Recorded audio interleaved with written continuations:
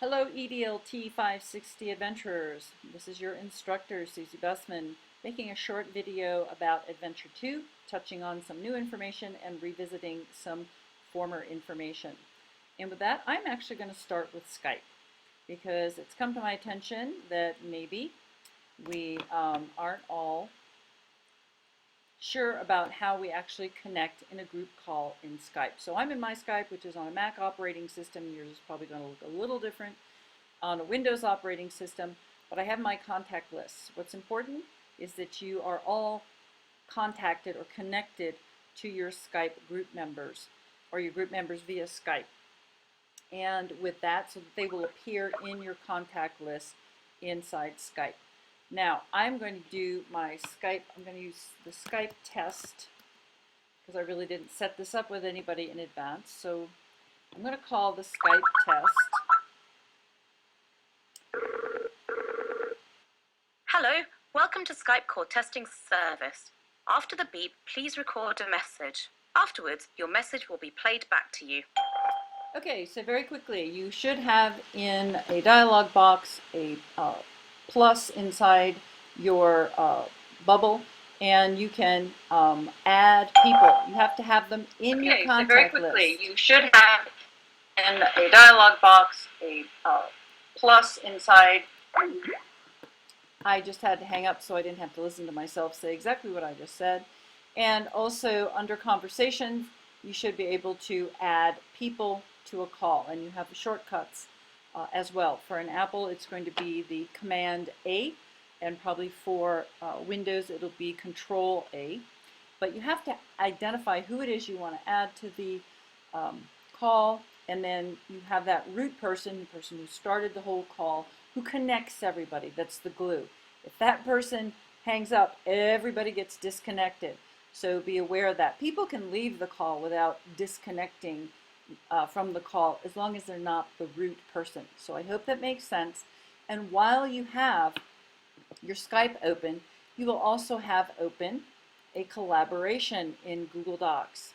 So as an example, if I'm in Group B, and my group is meeting via Skype, we're all connected up on a Skype group call. This is a document they did not add me to, so I'm going to ask for permission. I will go to people. So it's a good idea for you to have before you connect with people in your group, that you have open your Google Doc so that you can immediately get to work and see each other also in Google Docs. For Group 1, I'm just going to use them as an example, and your interface is going to look a little different than mine since I'm on the teacher side and you're on the student side.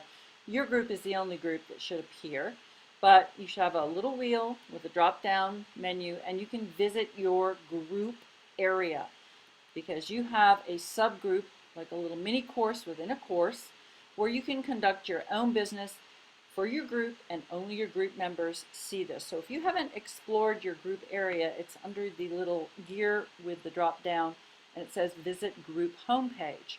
And I know that this group actually put their collaboration, their group contract, in their subgroup area. Once again, I do not have access, so I'm going to request access, but that is basically, you need to know where your group contract is linked. And of course, yes, you can log into your group contract via your Google Docs, but you can also do it via your collaboration and get your contracts and such set up that way. And now I can follow my breadcrumbs back up to a higher level in the course, and I'll do that very quickly so you know where your group area is. You might want to explore that. Here it's loading. We're going to quickly go there to our fun group activity area. And for every group, there is a little drop-down menu under the caret that says Visit Group Homepage. So you can have discussions, do announcements, have your collaborations set up inside your group space, because you do have to pick the activity that you're going to do.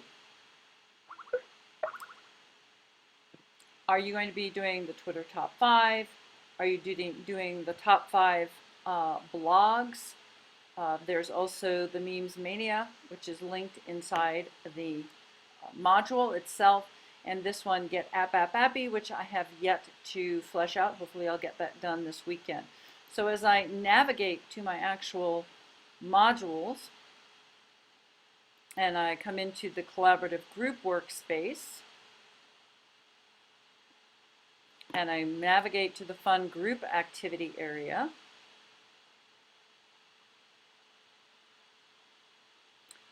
I did put in this page the information from our Adobe Connect class meeting recording.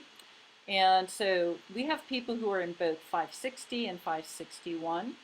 And if you're in 560 alone, you are pretty home free. Your group's either going to choose Twitter Top 5 or Memorable Memes Mania. Now, if you're in both of these classes and your group does Twitter Top 5 for 560, that means that your group is going to do the top 5 bloggers for 561, because you can't use the same activity for both classes. And if it turns out that your group here chooses Memorable Memes Mania, then when you go to do your group work in 561, you'll use the infographic activity. But we also have people that have already done both these because they took 561 last fall, and they had their choice of top 5 bloggers or Get Appy. I hope that makes sense. If you have any questions, certainly you should email me. I've gone over the group call, how you can access your group space, a quick look at choosing the correct activity so you don't get crossed up on that one. And just a reminder that your group contract is due. I need to be added to your group contract with my SUCEPPIB at nmsu.edu, and I'll put that in an announcement as well, because you're also going to be submitting that activity, your group contract, as an assignment. Here's the memorable memes. There's the link there, and I'll try to bring that information out very quickly and put it in the collaborations as well, since that just appeared for me to remind myself to do that. And I think with that, I'll wrap it up and make this a shorter video rather than a longer video. Any questions? You need any tech support? Please let me know sooner than later. I'm happy to even show up at your group meeting. With that, thanks so much for listening. Bye.